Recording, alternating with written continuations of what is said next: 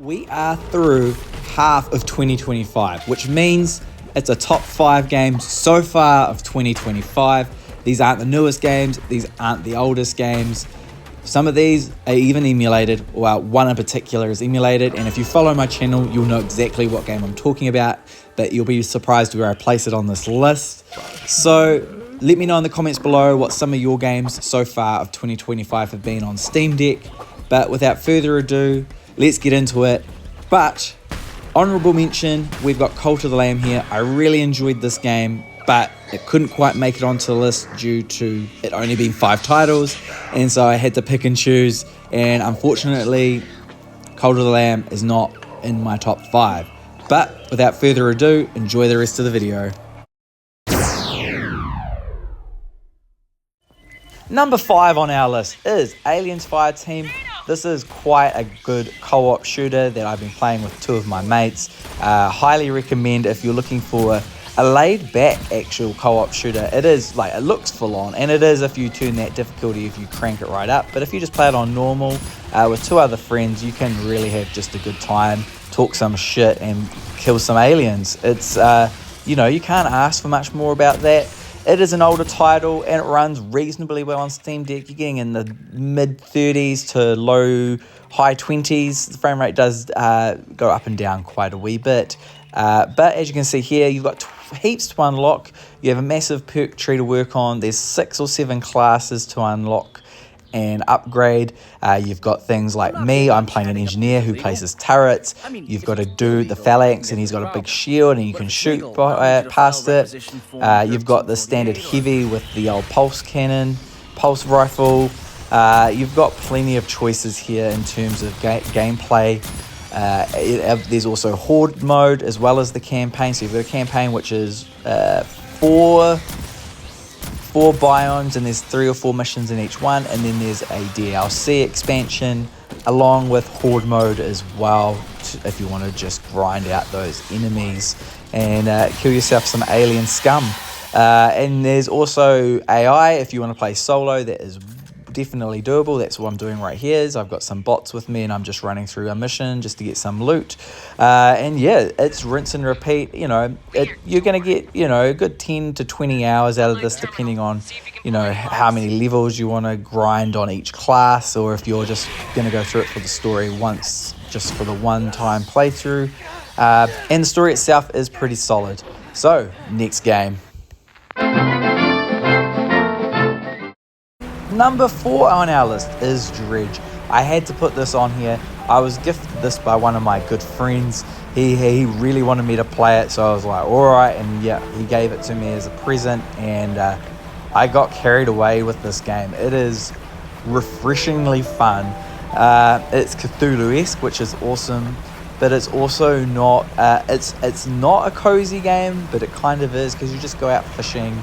And there's a story going on in the background with one of the characters, which is neat to follow along.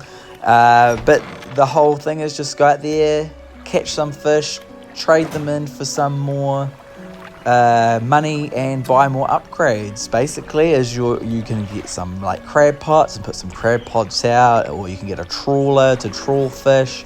And then there's side missions on some of the islands. You'll find some strangers, and they'll ask for certain fish that you'll need to go get, or certain items that you may have to dredge.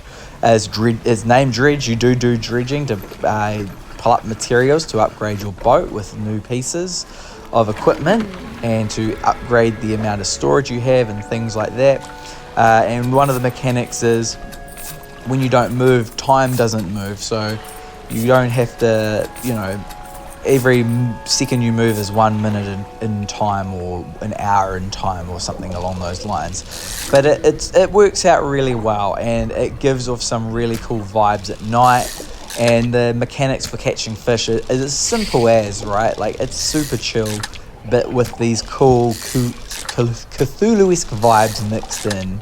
So I can't really say anything bad about it. I got at least 12 to 15 hours out of the base game, doing the main story and some of the side missions, and there's also DLC available.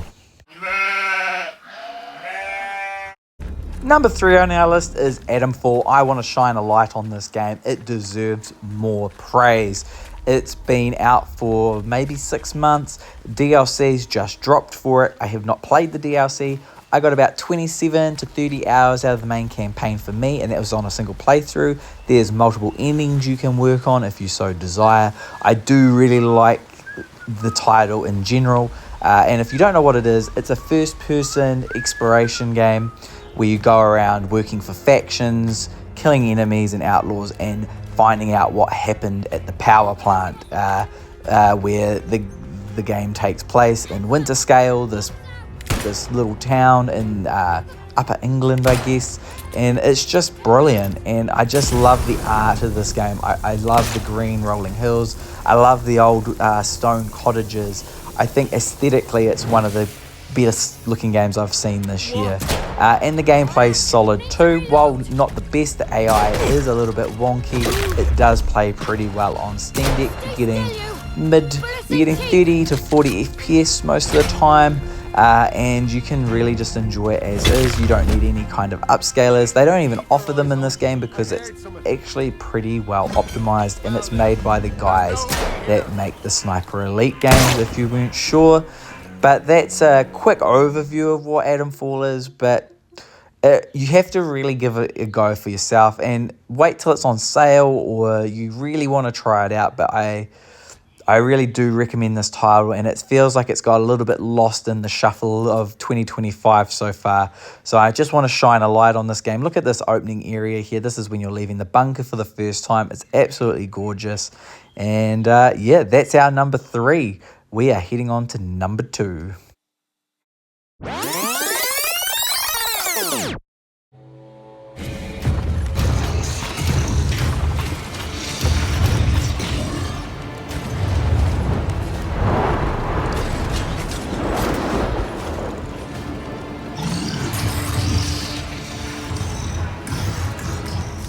Number 2 goes to Warhammer 40,000 Rogue Trader. This is a turn-based RPG by Owlcat Games. The guys that have done Pathfinder, Wrath of Righteousness, and Kingmaker, and are currently working on another Warhammer 40,000 game, as well as The Expanse Osiris, which is a third-person RPG in the likes of Mass Effect. So Owlcat Games is just going from strength to strength, and this game is absolutely fantastic. Beautiful art direction, great story, combat is fun, if not a little bit overwhelming with the amount of things you have to keep track of.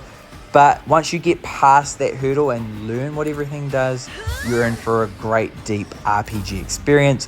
One of the only downfalls I have with this entire game is it's not fully voice cast, but there is so much dialogue. I can see why they didn't fully voice this game. There's just so much. The main story is voice casted, but a lot of side content is not.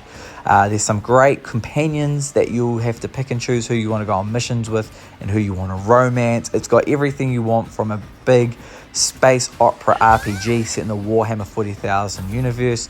And if you're not a 40k fan, you can still jump in, as they have a miniature dictionary built into the conversations. So without further ado, let's head on to our number 1 game.